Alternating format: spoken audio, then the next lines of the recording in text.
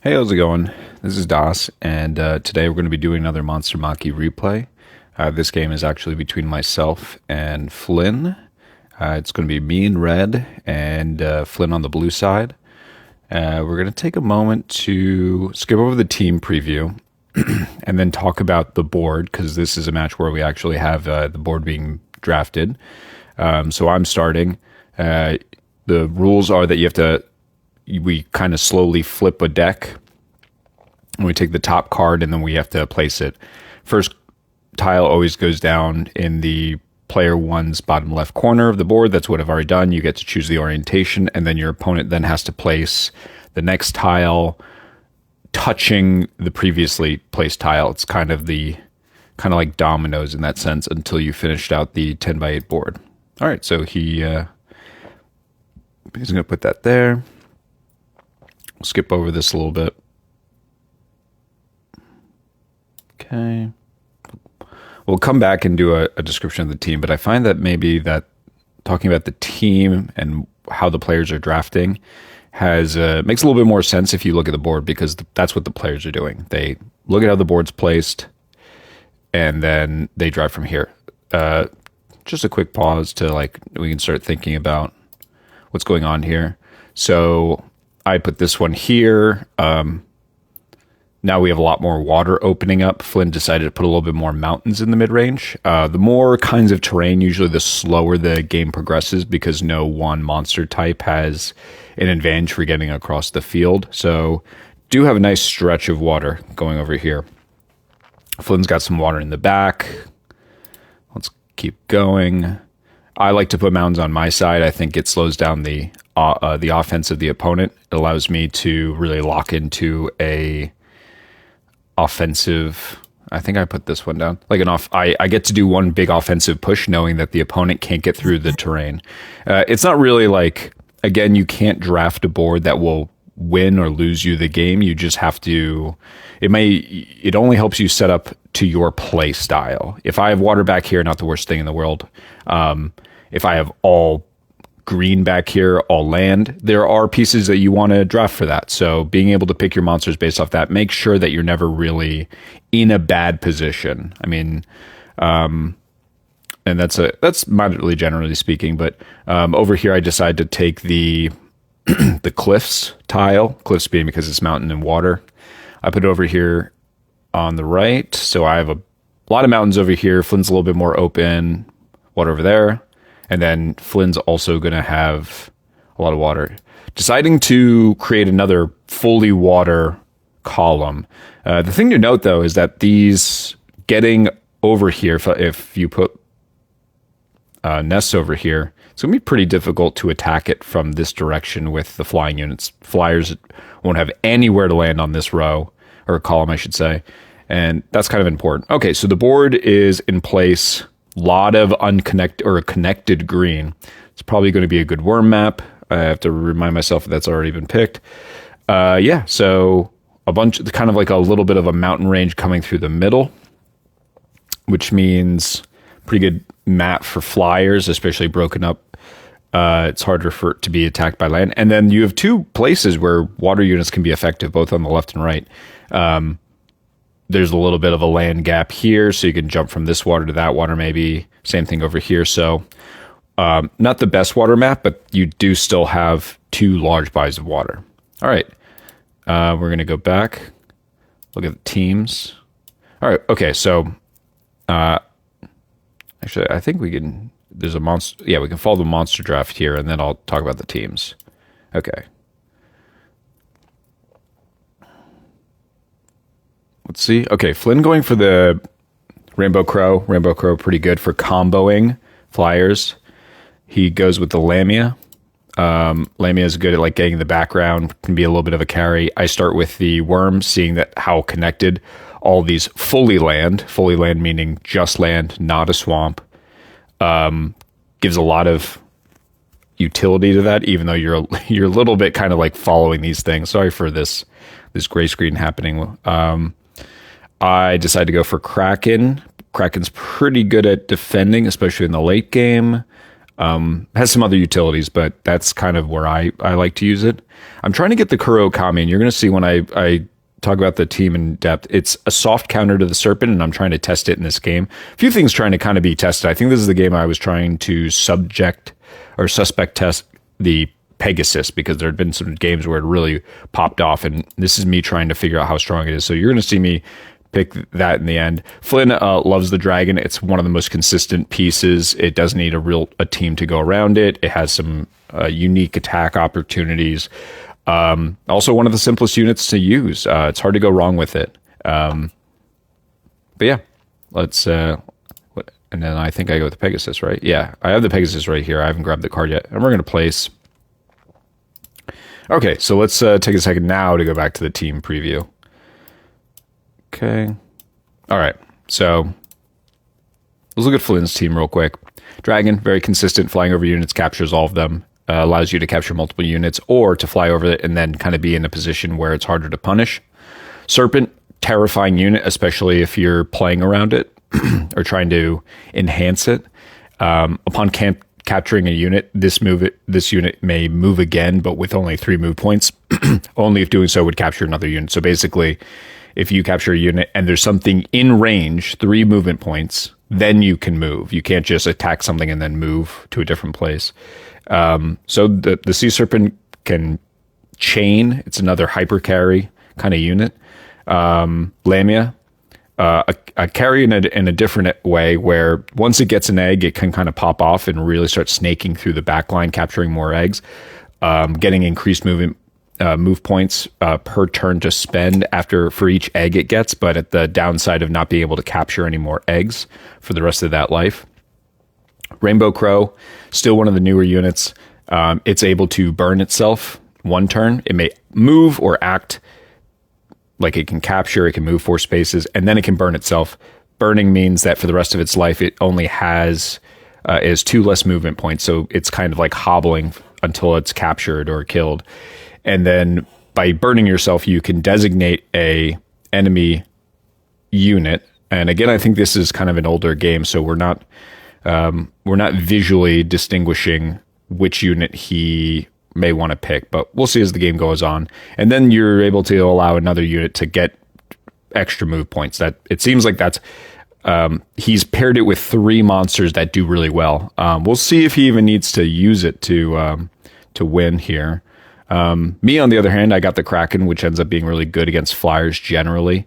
The premise is that other units, enemy units, will be snared or rooted or unable to move when they are traveling past the Kraken. The exception of that is movement that would capture the Kraken. So basically, if the Kraken is sitting on 1 square and you try to walk by it, it will be captured at the first adjacent. Adjacent also meaning orthogonally and diagonally. And it's rooted there until the Kraken moves or that unit is captured. The Kraken cannot move into range of a unit and have it be trapped unless it starts to move again next to the Kraken. If it moves out of the range of the Kraken, then it's fine. The rooting only occurs when the enemy unit is traveling. So it's kind of an anti-air. You can't fly over it. You can't fly past next to it. You have to attack the Kraken. So again, not so bad in the mid game when you have lots of options, but the end game when you only have so many avenues of attack, it can really shut down an offensive push. And can be used to kind of, it's strong in the middle of the board because it kind of, that no-fly zone, or by kind of guarding a bunch of nests. Kuraokami, so while this is on a mountain, you start counting every move that each unit makes, and if anybody ever moves twice or more than once in 1 turn, like the Serpent, this is a unique interaction where it actually affects the Serpent and very few other units. It will freeze that unit. Frozen units are disabled. They can't move. They can't be hatched. They remain on the board where they were frozen. And if any unit travels over on top of them or spends a turn on top of them and then moves again, they are freed. They are unfrozen. So it really arrests a unit unless you can find ways to bring it back. So what's worse, again, being captured or being frozen? Really depends on the situation and your monsters. But the more common interaction that the Kuraokami uses is that you can't move the same unit 2 turns in a row. So if my Kuraokami is on a mountain and his dragon, he moves his dragon and I move a unit, and then he decides to move his dragon again. Once it moves and it acts, the dragon is instantly frozen. So your opponent has a lot of room to play around it. It kind of slows the pacing of the game down. It's very interesting you kind of have to play a little bit differently, but the Kuraokami kind of has to sit in one place, and you can also freeze your own units. It's very possible. And actually in a game, not this game, but recently, someone actually used that to their advantage. They made a very dangerous play. They should have been captured, but because of their own Kuraokami, they froze themselves, and then they came back later to unfreeze their unit when, at the time, material was really sparse on both sides. The Pegasus, and you're going to see the Pegasus, as soon as it's hatched, it may move. It may travel, it may fly, it may attack. So if your Pegasus is off the board, basically any of your nests now become like Pegasuses, almost. Like, you can think about them like that, because I can hatch, because I have the Pegasus, I can hatch it at any point in time and immediately spring a trap. A fellow game developer who kind of took me under his wing in the early stages of this game, actually, he really showed the strength of that strategy and was able to really take over the board. And so the unique feature of that, and you're going to see it tested here, and maybe not to the best of its ability, and how to play around the Pegasus or other units that have effects that are strong after they've been captured, is that you kind of set up your nest a little bit differently when you have the Pegasus. It's actually pretty good to set up your Pegasus on the same, or your nest on the same row and columns, kind of all within flying distance of each other, so that if someone catches your nest, you can attack it with your Pegasus that was previously off the board. Whereas usually, generally speaking, and I've said this in other commentaries, is that you kind of want to stagger your nest so that if a flying unit kind of gets into your backline, they can't just go 1 nest, 2 nest, 3 nest, and kind of very efficiently turn-wise take you out of the game.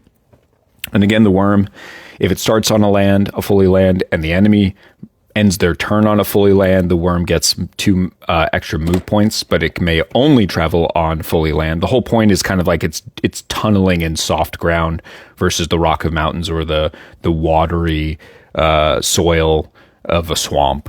And then it also has the unique ability to travel under units if they're on land, on fully land units. I think that happens once in this game. So, and again, this is a pretty good board for it because of all those long stretches, roads of regular maps. Okay, so we have our teams. That's usually the longest part of these videos, I feel. Now we're going to go placement after this draft. Okay. So I put my Kraken in this body of water. He puts his Serpent in this body of water. Now we kind of have a little bit of a tense standoff. Whoever goes in range will die or be captured. Putting my Wyrm on the grass, on the land, pretty good. Putting my 2 flyers over on this mountain range, kind of taking control of that. There's no water, so I have a lot of options. But let's see if I really take advantage of that. Maybe I should have put 1 to kind of hold this this grass center as a more defensive option. He's choosing, again, his Serpent in the water.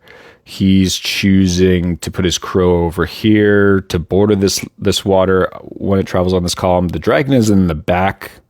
It should be noted that you can place your flying units on water when you're starting the game, when you're placing your units to begin. But for the rest of the game, obviously, they can't land in water. Maybe that's his what he was thinking. Maybe not. Okay. At some point, this gets taken off the board, and I don't know why. So now we're going to play SNES. I'm going to put them kind of water adjacent. Now, this is where I'm trying to do something spicy that may or may not pay off, as you'll see.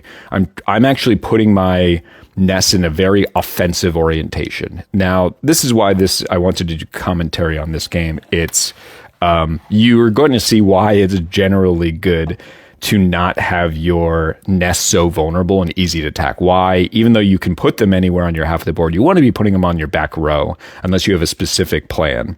My idea is if I trade my Pegasus, all these guys are lined up, I can start kind of defending it, and then once it gets captured and it dies, then I can start like shooting the Pegasus offensively to start capturing his pieces. interesting premise of a theory. If it worked, maybe I should have kept one nest back. I feel like I'm already alluding to what happens in this game, but again, it's really important. You'll see how a very competent player in Flynn is able to really punish a misplacement, especially with well-ordered and intuitive uses of the trait. So let's see what happens. All right, so Dragon going offensive right off the bat. He could have landed... No, so if he had landed here... I'm sorry about this. If he had landed here, I would have captured. So he can't land and threaten all three. But he is here, so progressing. And this actually... he can fly over this. He's a flying unit, and most flying units would land on here and then be subject to be captured by either of my two flying units. But he can just land here and not be punished. A unique feature of the Dragon, and one of the reasons why it's so consistent. I have the option to move. So he's actually triggered my Wyrm ability, even though I'm not going to use it, because he ends his turn on a fully land. I am starting my turn on a fully land. That means I have 6 movement points as long as I stay on fully land, fully land, fully land, fully land. 1, 2, 3, 4, 5, 6. So he's 1 short again, knowing the limit of the Wyrm. So I'm going to move here. And what this does is if someone else moves onto a land, I can 1, 2, 3, 4, 5, 6, not only attack his Lamia, but also his Dragon. I think that's a pretty good move, but I don't know if it does enough. I don't know if it addresses how in danger my nests really are. Okay, so he moves his Serpent up. Now, that's a good move, and the reason being that 1, 2, 3, 4. This nest is in range of him to attack while also staying out of range of my Kraken. Ironically, if I move my Kraken here, then he actually couldn't take it. But I don't know if I do that. But the problem is once he captures this nest, the Serpent's trait is activated, and if it's in range of another unit, it can move. And if it's in range, and this would be 1, 2, 3 from here, so he can go 1, 2. He could capture both of these. Kind of a silly idea on my part to stack so many nests together. My idea, of course, was being that if I'm trading my Pegasus, I can zip over to this, I can zip over that, and I can really start, and this nest can attack this nest. That was what I was thinking. I would line up all my nests on his nests and start trading. But the Pegasus needs to be dead first to do that. So I line up this. This is a blunder. This is just a plain blunder. I'm forgetting the fact that the Dragon can just fly over me and be safe. Although, okay, so it's not really a blunder because I am trading the Pegasus and I'm trying to get that ball rolling. I'm like, take me. Like, it's free. I'm free. But once he does that, I'm going to start shooting my Pegasus off, attacking everything. Let's see if he takes the bait. He does not, and this is a really good play on his part. Even though that was I find myself using strategies a little bit too heavily on baiting, and my opponents are becoming very wise to that. They're not following it for anymore. What he's doing right now is he's stacking on this here. He has 1, 2, 3 units all attacking this, and even if I can defend, and actually, ironically, I can defend my Wyrm, right? Because if they land here, it's fully ground. 1, 2, 3, 4, 5, 6, just in range, and I would be going under my Pegasus because of the Wyrm. So a little bit sneaky range there. So let's see what happens. I choose to. I don't like that. See, that was a waste of a move for me. 1, 2, 3, 1, 2, 3, 4. So my idea was to again bait the Serpent so it's far away from the nests and then capture with the Pegasus. Not a great move to begin with. Again, kind of I'm putting myself in a worse position in order to try and trick him away from his strategy. And it doesn't pay off. He decides to move his crow here. He's going to take my nest. I decide to take the nest with the Wyrm. As I said, with the 6 movement points. He captures with the Serpent, and this is where kind of things get a little out of hand for me. He again uses the checking the trait of the Serpent, making sure he can. He does. He is able to go again. He gets this, and now he has a very strong lead material wise. I'm not able to punish. Oh, well, you'll see.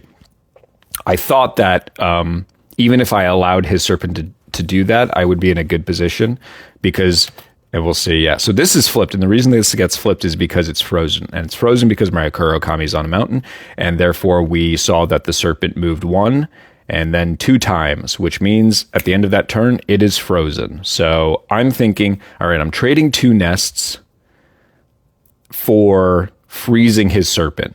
Is that worth it? To be determined. I get aggressive with my Kraken. I'm like, okay, well, I can just shoot for this nest. But, you know, I don't really have a good answer. I have 2 flyers, and flyers are notoriously bad at defending, especially against a dragon that can attack in so many ways. I really maybe should have... The problem is that if I had hatched at any of these nests, 1, 2, 3, 4, this one would have actually been out of range of Lamia, but he's just so close to capturing everything. I have not made a dent in his nest. It's 3v2 monster-wise, but it's just not in my favor either positioning, material-wise, or tempo. And let's see. I think I'm going to, maybe I can again trick him. I'm trying to line up some attacks here, knowing that I can't really defend. And he just moves both monsters in. Another last-ditch effort to trick him into landing on this square, which is not... the game's over at this point, right? If he captures here, then he can capture here. So this is pretty much monster made. I think we'll see it play out. He'll capture both just to not take the bait. And then, I'll get a cheeky nest in, but this is monster mate. So this is a very fast game. This is one of the fastest games. I mean, definitely in part because the opponent played really well. He didn't fall for any baits. He punished my aggressive nest placement, and I really failed to capitalize on baiting more effectively with the Pegasus, getting it off the field so I could start enacting my strategy. But yeah, I wanted to address this one just because, again, not just monster placement, but nest placement, incredibly important. So that's pretty much everything for this game. A nice definitive win for Flynn. If you enjoyed this replay of Monstermachy, feel free to swing over to the Discord. Link is on the YouTube channel page.